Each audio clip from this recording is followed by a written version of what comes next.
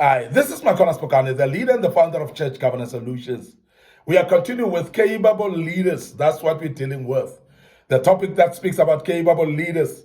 And today, I want to speak about the role of temperament as part of capable leadership. The role of temperament as a part of what we call capable leadership. And I want to emphasize that it is very important that a leader become temperament.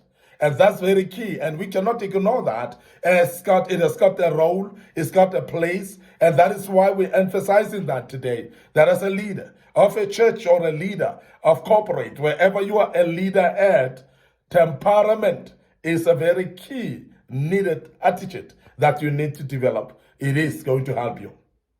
Now, temperament is a person's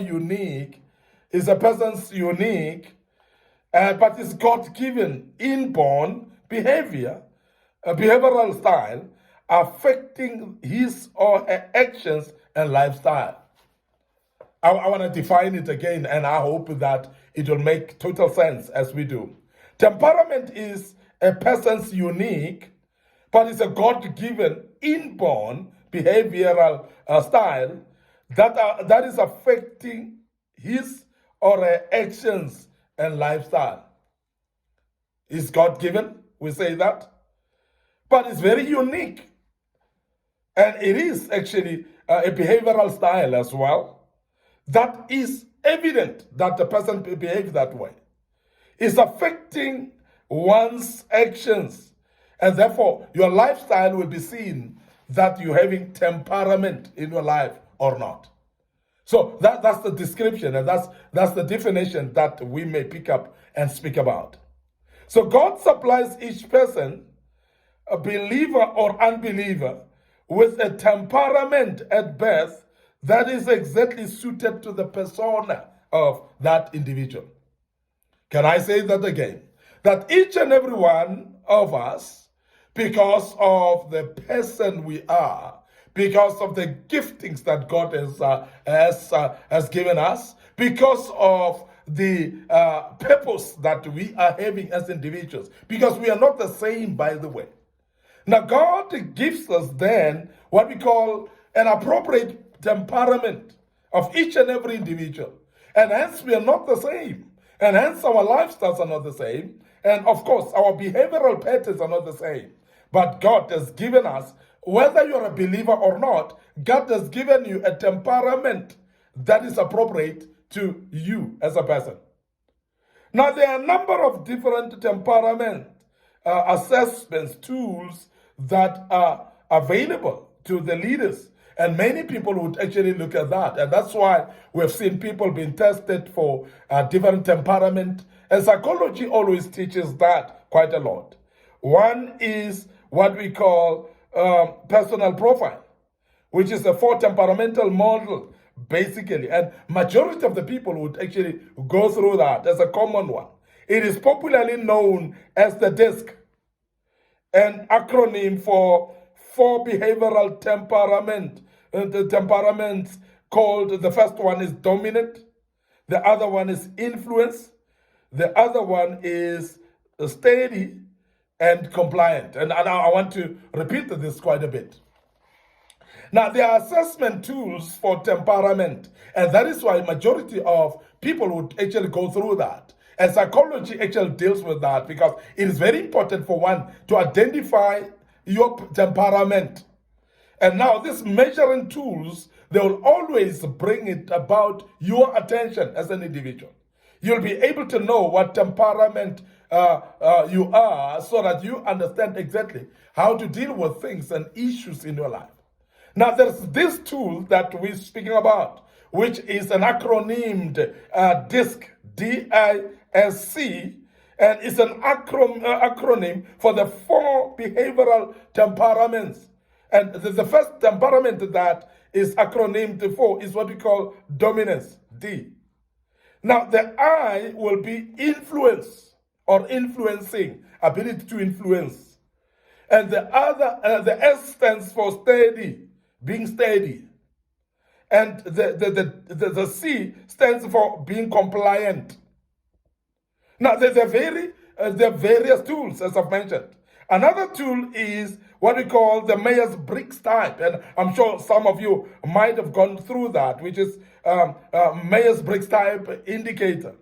And many people will know it by acronym MBTI.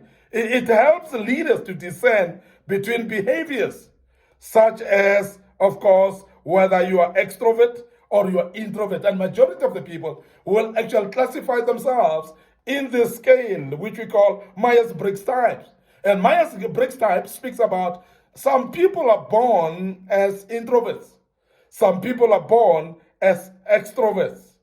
It helps one to identify that, sensing or some intuition or thinking or even some feeling of some sort, and judging or perceiving, all of which are vital to ministry in certain leadership contexts. And I must really say that as leaders, we must desire to know that whether you are introvert or extrovert, that will impact on how you run a ministry.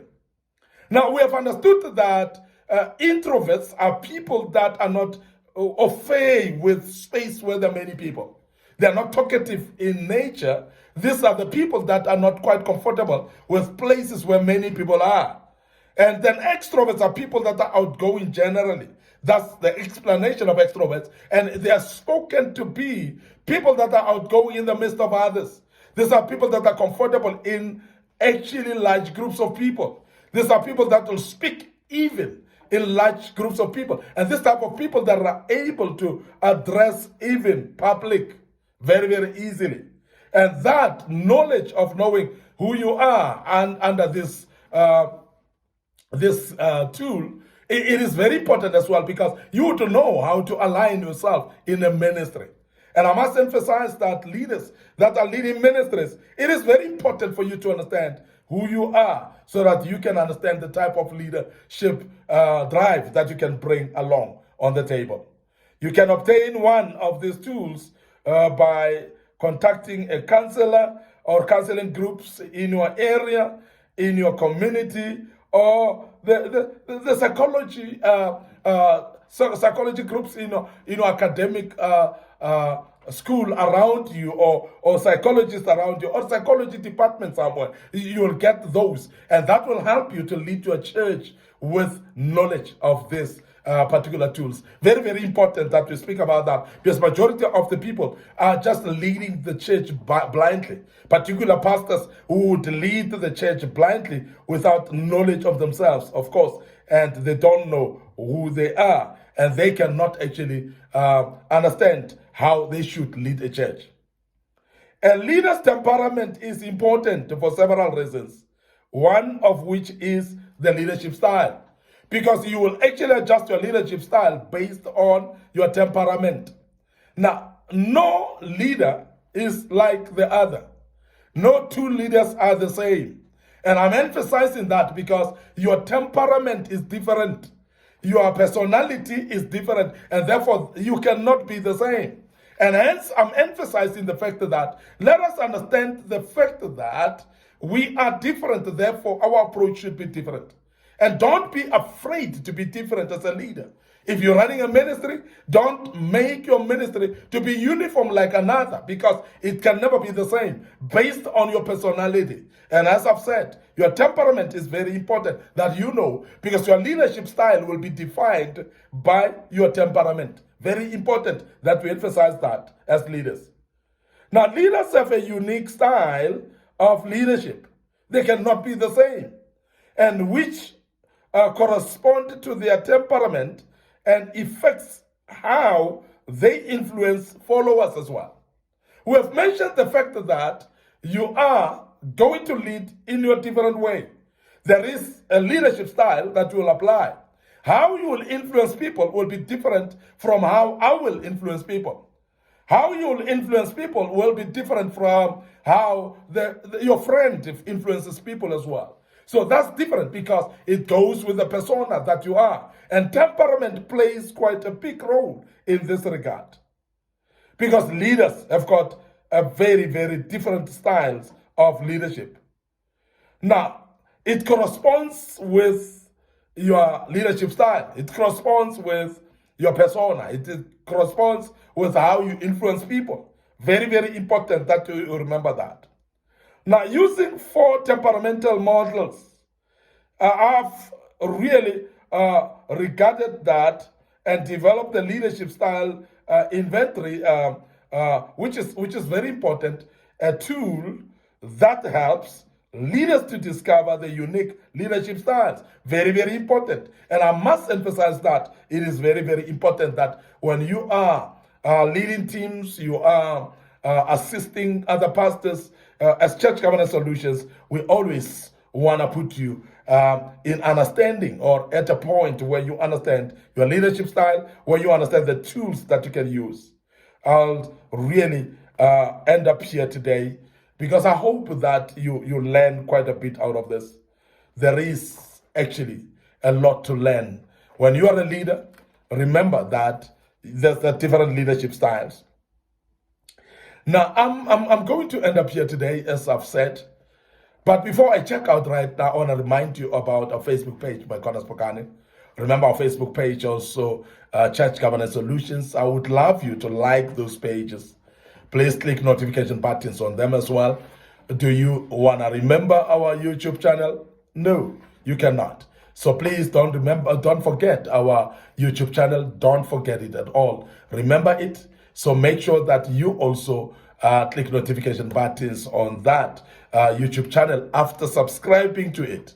And you'll learn quite a bit. We have got a lot of materials, of course, that we've posted in the past in this YouTube channel. It is called Church Governance Solution. It is called Young Men Empowerment Forum, rather. And the other YouTube channel is Micornus Phokane. So please click those, find links to them, and Google us there, and you will get a lot of teachings out of that. And the good Lord will bless you as you do that. I want to check out right here your leader and founder of Church Governance Solutions, Micornus Phokane. Thank you very much for listening to us and being part of this great topic. We'll continue with other topics going forward, and the good Lord will bless you as you join us. Allow me to check out right here and say cheers for now.